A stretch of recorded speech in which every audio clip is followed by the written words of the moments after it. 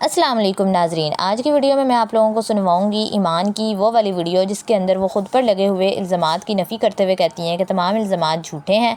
और मैं आप लोगों को गज़ल की वीडियो भी सुनवाऊंगी जिसमें वो कहती हैं कि लोगों की बातों की वजह से मुझे टेंशन बहुत ज़्यादा हुई। और इसके अलावा ईमान ने अपने और रजब भट्ट की डाइवोर्स के बारे में क्या कहा, वो वाली वीडियो भी मैं अपनी वीडियो के बिल्कुल लास्ट पर लगा रही हूँ, इसलिए वीडियो को लास्ट तक ज़रूर देखना है और चैनल को सब्सक्राइब ज़रूर कर दीजिएगा मज़ीद वीडियोज़ देखने के लिए। तो चलें शुरू करते हैं। रजब भट्ट शादी से पहले बहुत ज़्यादा गरीब थे और उन्होंने खुद बताया कि ईमान की वजह से उनकी ज़िंदगी में बहुत पैसा आया कि लोग हैरानो परेशान हो गए। नाजरीन, मैं आप लोगों को एक और बात बताऊं कि रजब भट्ट की ज़िंदगी में जब तक ईमान नहीं आई थी तब तक रजब भट्ट सिर्फ और सिर्फ 70 से 80 हज़ार माहाना कमाया करते थे।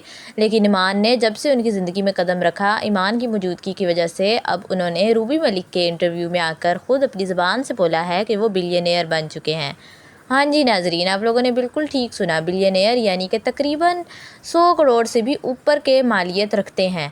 रजब भट्ट की ज़िंदगी में ईमान ने बहुत अहम किरदार अदा किया और ईमान की वजह से ही रजब भट्ट को अल्लाह ताला ने इतना ज़्यादा रिस्क नवाजा और इतने प्यारे बेटे कीवान से भी नवाजा। लेकिन शायद रजब भट्ट बाहर की औरतों में ज़्यादा इंटरेस्ट दिखाई। रजब भट्ट ने ईमान को वो तमाम हुकूक नहीं दिए जो उसको मिलने चाहिए थे। रजब भट्ट जब मुल्क से बाहर रहे तो ईमान बोलती रहीं कि मुझे भी आप ले जाइए अपने साथ, लेकिन रजब भट्ट ये कहकर मुसलसल तौर पर टालते रहे कि तुम्हारा वीज़ा लगना बहुत ज़्यादा मुश्किल हो गया है। नाजरीन, आप लोग खुद सोचें कि जो शख्स इतना अमीर हो, जो 100 करोड़ से भी ज़्यादा मालियत का मालिक हो, तो क्या उसके लिए किसी एक इंसान का वीज़ा लगवाना मुश्किल है? और ईमान जो कि आम एक पाकिस्तानी सिटीज़न है, क्या उसका वीज़ा लगना इतना मुश्किल हो गया कि रजब भट्ट जैसा अमीर इंसान भी उनका वीज़ा ना लगवा सके?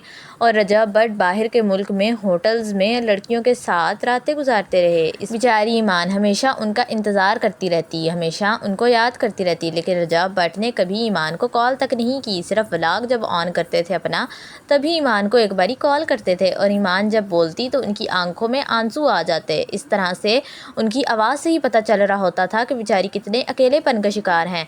इसलिए वो अपने माँ के घर रहने चली गई, यानी ईमान रजब भट्ट की साबका अहलिया अपनी माँ के घर रहने चली गई, क्योंकि रजब भट्ट बाहर के मुल्क होता था और घर में उनको अकेलापन महसूस होता था और अभी तक कीवान भी इस दुनिया में नहीं आए थे। इस वजह से वो अपनी अम्मी के घर चली गईं।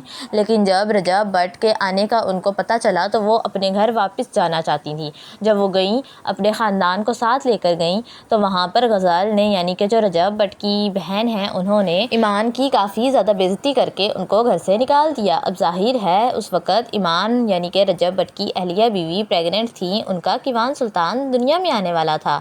इस वजह से उनको काफ़ी ज़्यादा केयर की ज़रूरत थी। मगर जब वो अपनी अम्मी के घर इसी केयर की वजह से गई तो गज़ल को गुस्सा चढ़ गया। गज़ल ने बोला कि रजब भट्ट के घर में तुम्हें रहना चाहिए था और अम्मी जी की मदद करवानी चाहिए थी, लेकिन तुम्हें आराम से ही नहीं फुर्सत मिलती। और इस तरह से गज़ल यानी कि जो रजब भट्ट की बहन हैं, उन्होंने रजब भट्ट की बीवी की बहुत ज़्यादा बेइज्जती की। इस वजह से ईमान बेचारी अपनी इज़्ज़त को संभालते हुए घर से निकलकर अपनी वापस वालदा के घर आ गई। ओन शेख जो कि ईमान के भाई हैं, उन्होंने रजब भट्ट की अहलिया यानी कि ईमान का बहुत ज़्यादा साथ दिया। उनको माहाना बल्कि हर हफ्ते अस्पताल लेकर जाते रहे और कीवान सुल्तान की पैदाइश तक उनका बहुत ज़्यादा ख्याल रखा।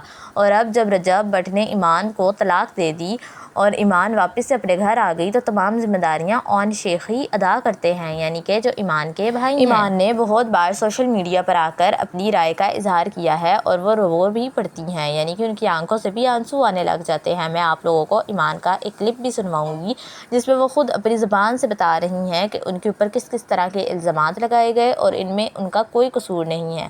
वो कहती हैं कि अगर ये इल्ज़ामात सच्चे हैं तो मुझे साबित करके दिखाओ।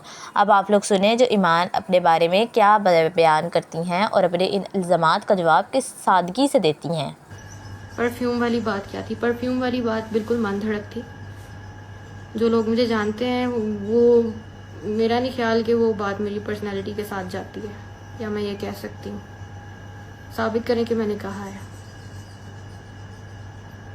परफ्यूम चोर मैं कह रही हूँ, वो भी अपनी सासू माँ को, जिनको मैंने अपनी माँ का दर्जा दिया हुआ है। माफ़ी किस चीज़ की मांगूँ? किस चीज़ की माफ़ी मांगूँ? मैं मांग चुकी हूँ, पहले ओन भी मांग चुका है। नहीं, ये सरासर इल्ज़ाम है। मैंने कभी अलग रहने का नहीं कहा, क्योंकि मैं खुद जॉइंट फैमिली में रही हूँ।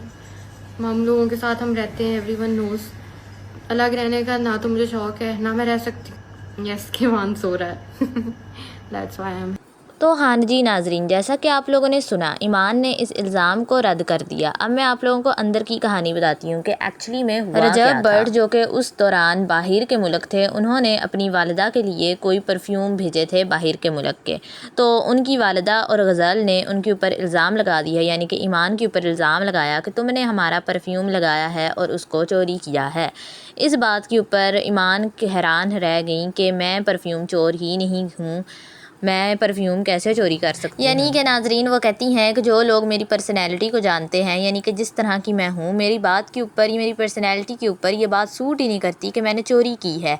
जैसा कि नाजरीन हमें भी ईमान देखें कितनी ज़्यादा शरीफ खातून लगती हैं, तो आप लोग भी नहीं सोच सकते कि ईमान सिर्फ एक परफ्यूम चोरी करेंगी, जबकि वो ख़ुद भी पढ़ी लिखी खातून है और उन्हें पता है कि चोरी हमारे इस्लाम में कितना बड़ा गुनाह है। और ईमान बहुत ज़्यादा पढ़ी लिखी हैं, मैं आप लोगों को बताती चलूँ। इसी वजह से रजब भट्ट उनसे काफ़ी ज़्यादा कभी कभार गुस्सा भी हो जाते हैं और उनको ताने भी देते हैं उनकी पढ़ाई के ही, कि तुम पढ़ी लिखी बनती हो तो तुम्हें व्लॉग में आने की क्या ज़रूरत है। बेचारी ईमान ख़ुद भी पसंद नहीं करती कि उन्हें व्लॉग में लिया जाए। अब हमें नहीं मालूम कि क्या वो रजब भट्ट की वजह से ऐसा बोलती हैं या फिर उनको ख़ुद ही नहीं पसंद कि वो। इसके अलावा मैं आप लोगों के साथ एक और सच भी शेयर करती चलूँ कि ईमान को बिल्कुल भी नहीं पसंद कि उनके बेटे यानी कि किवान सुल्तान को व्लॉग्स में लाया जाए या फिर उनकी किसी भी किस्म की वीडियो क्लिप करके सोशल मीडिया पर अपलोड की जाए।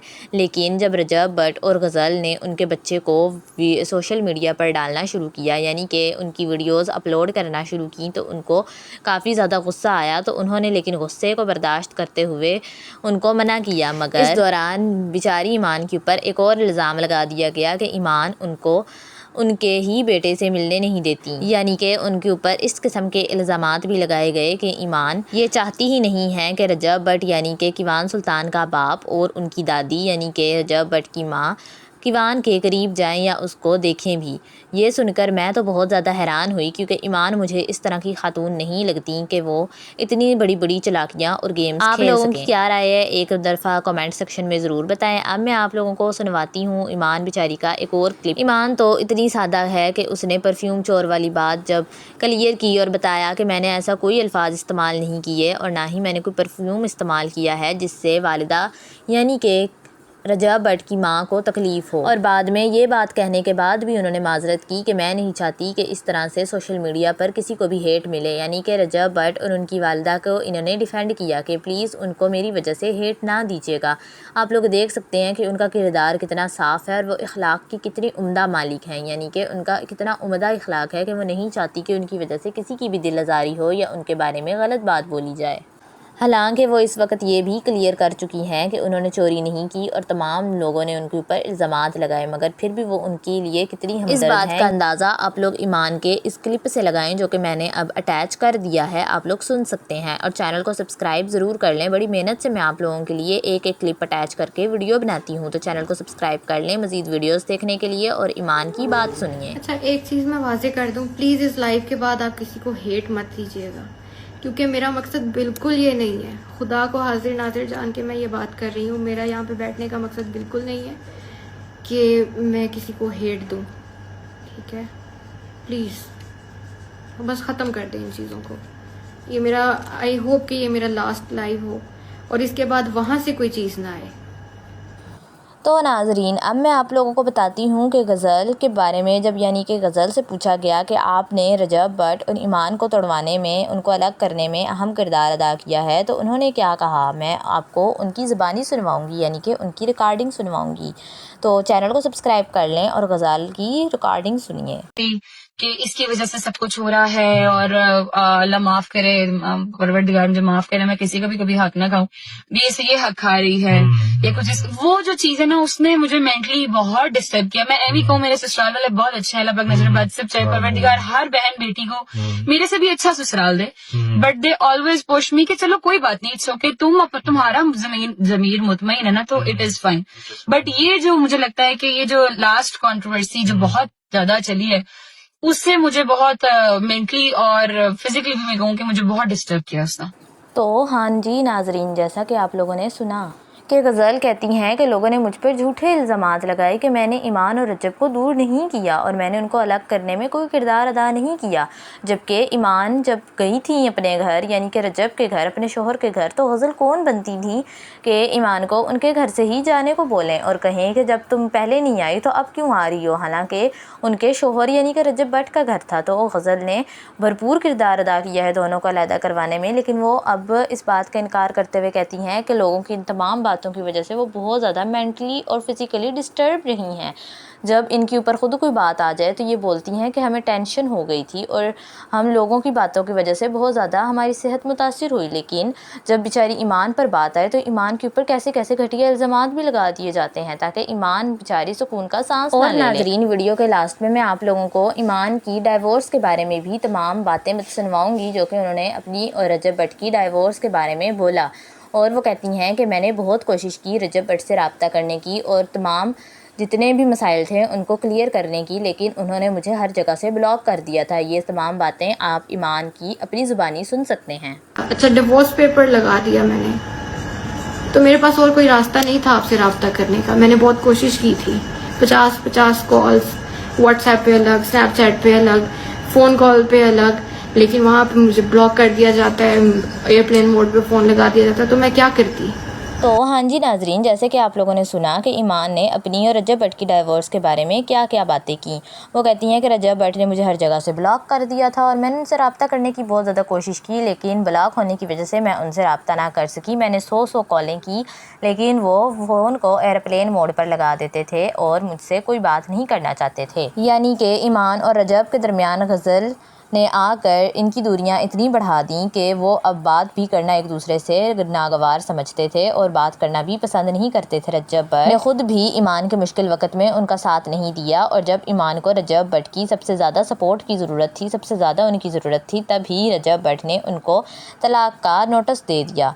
इसकी वजह से ईमान ने जब उसके ऊपर स्टोरी लगाई तो उसके बारे में भी रजब भट्ट की बहन गज़ल ने काफ़ी ज़्यादा बातें बनाई। अब आप लोगों का इस बारे में क्या ख्याल है, मुझे अपनी राय कमेंट सेक्शन में ज़रूर बताइए। और अगर वीडियो अच्छी लगी हो तो मेरे चैनल को सब्सक्राइब ज़रूर कर दें। बड़ी मेहनत से मैंने एक एक क्लिप जोड़कर आप लोगों के लिए पूरी वीडियो बनाई है, तो वीडियो को चैनल को सब्सक्राइब ज़रूर कर दें और इस तरह की मज़ीद वीडियोस देखने के लिए मेरे चैनल को सब्सक्राइब करें। कमेंट सेक्शन में बताएं आपको वीडियो कैसी लगी। इसके अलावा अपने दोस्तों के साथ, बहन भाइयों के साथ और अपने घर वालों के साथ भी शेयर करें कि रूह जहां व्लॉग्स की वीडियोस बहुत अच्छी होती हैं। और मुझे सब्सक्राइब करें और मेरी वीडियोस देखने के लिए चैनल को सब्सक्राइब करना ना भूलिएगा। मिलते हैं नेक्स्ट वीडियो में नए व्लॉग में। अपना ढेर सारा ख्याल रखें, दुआओं में याद रखें। अल्लाह हाफिज़।